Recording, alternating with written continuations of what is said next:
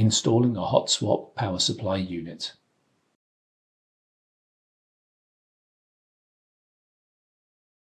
This is an example scenario. Work through the following procedure to replace the failed parts in your system. Note: the primary server is shown as an example. The removal and installation procedures for the secondary server are similar. Note the orientation of the power supply and then slide the power supply into the PSU slot until it snaps into position.